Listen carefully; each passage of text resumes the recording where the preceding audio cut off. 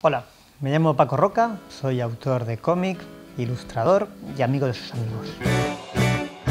Empecé trabajando en publicidad, a ratos empezaba a hacer historias hasta que conseguí publicarlas. Empecé trabajando en revistas eróticas, pornográficas, era la única forma de empezar.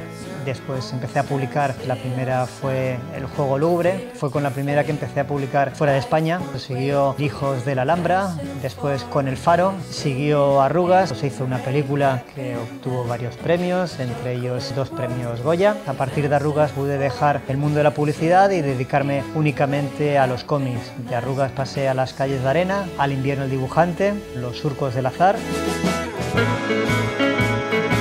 Me encanta dibujar, pero yo creo que lo que más me interesa siempre es contar historias.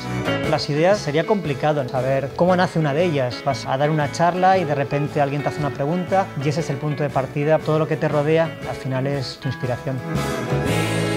En esencia, un cómic se parece mucho más a un libro que a una película. Un cómic es tan mágico como una novela, para cada lector es diferente. En este curso de doméstica vamos a ver cómo se crea un cómic. En primer lugar, entenderemos un poco cuál es el medio, cómo es su lenguaje y después, a partir de una historia autoconclusiva de 2 páginas, nos centraremos en una serie con la que trabajo que se llama Un hombre en pijama.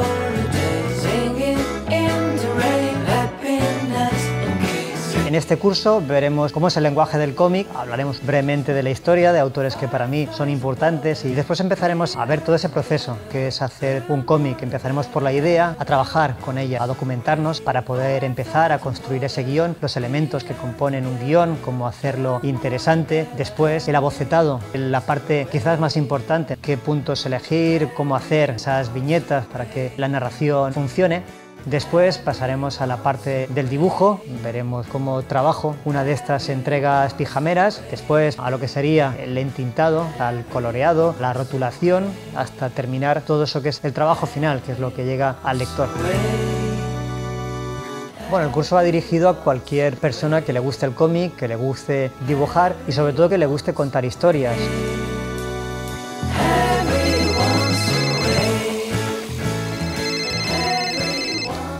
Sí.